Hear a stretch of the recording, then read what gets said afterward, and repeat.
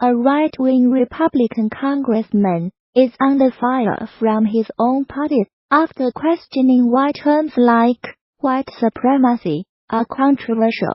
Steve King of Iowa also pondered in a New York Times interview when labels like white nationalists became offensive. Fellow Republican Jeb Bush said condemnation was not enough and called for party grandies to oust Mr. King. Mr. King has since defended his remarks, saying they were mischaracterized. Speaking on the floor of the House of Representatives on Friday, he said he regretted the heartburn that has poured forth as a result of his interview. I want to make one thing abundantly clear. I reject those labels and the evil ideology that they define. As I told the New York Times, it's not about a race. It's never been about a race. He continued, under any fair political definition, I am simply a nationalist. But other Republicans were unconvinced by Mr. King's explanation.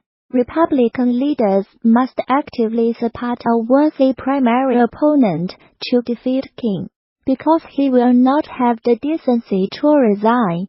Mr. Bush, a former Florida governor and one-time presidential hopeful, tweeted, "It's not enough to condemn at STEVEKINGIAS unconscionable racist remarks.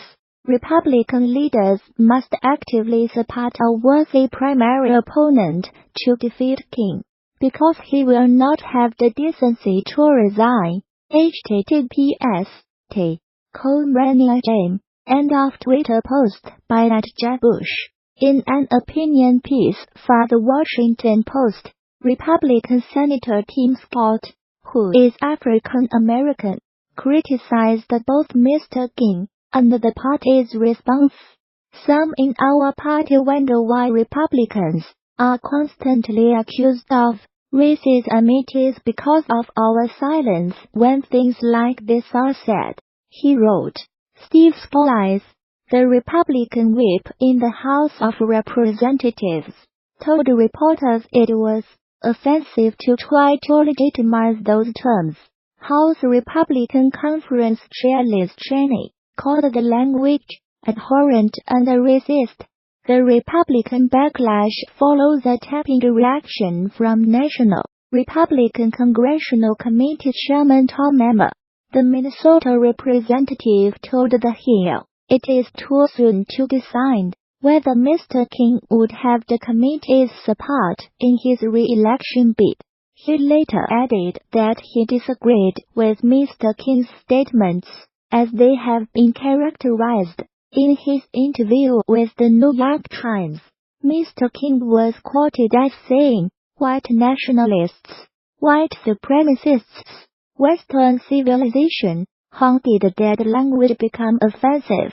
Why did I sit in classes teaching me about the merits of our history and our civilization?" The congressman, who has served for 16 years, reclaimed his seat in November narrowly, with just 3 percentage points separating him from his Democratic challenger.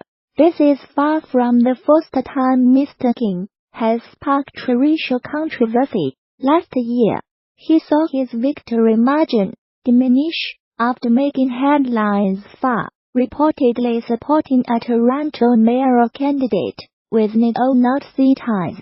In 2017, he claimed diversity was not America's strength. He also said, "We cannot restore our civilization with somebody else's babies." A popular tourist attraction has become the latest Chinese company to show solidarity with Huawei's chief finance officer, Meng Wanzhou, who was arrested in Canada on December.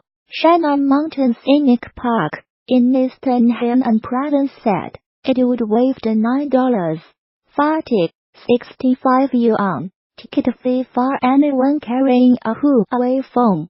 Ms. Meng, who was given bail in Canada faces extradition to the United States on charges of breaking Iran sanctions.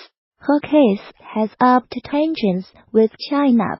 U.S. Huawei phones shoot grand photos on the mountain. A notice on the Shannon Park's social media account said, "We wish friends around the world who support Huawei's success in bliss." The offer would last until 29 December, the South China Morning Post reported, but it was met with some criticism among China's social media users, who claimed it was discriminatory. Huawei phone owners are being offered other enticements too. They can get a 20% discount at a bar in Beijing. Seen in Beijing, bring a Huawei phone and get 20% off. Similar to this story, we covered yesterday https://COQXL1IYPQL pic. Twitter.com Sokolov. End of Twitter post by @LuoShunji. At least one firm has threatened to penalize anyone buying Apple products. A few days ago, Manpada Shenzhen-based Legend display manufacturer offered subsidies to any employees buying Huawei phones. It also pledged to fine anyone who bought an Apple iPhone. United States prosecutors alleged Ms. May 46 used a Huawei subsidiary called Skycom to evade sanctions on Iran between 2009 and 2014. They also allege she publicly misrepresented Skycom as being a separate company from Huawei, and that she deceived banks about the true relationship between the two companies. Ms. May, who is the daughter of Huawei's founder, has denied any wrongdoing and said she will contest the allegations. Life of Huawei's high-flying heiress.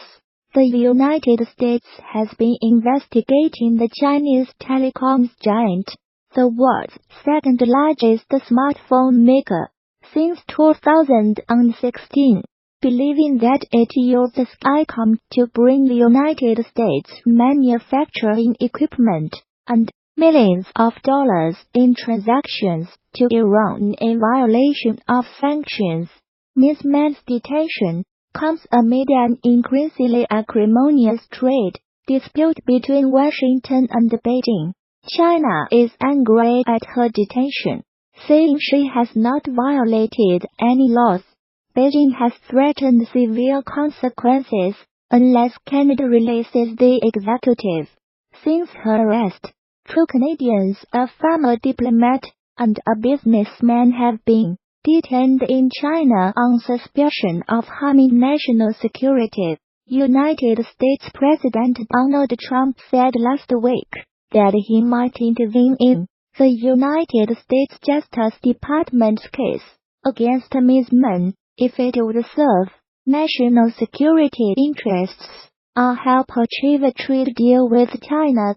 If I think it's good for what will be certainly the largest trade deal ever made, which is a very important thing, what's good for national security, I would certainly intervene if I thought it was necessary, he told Reuters news agency.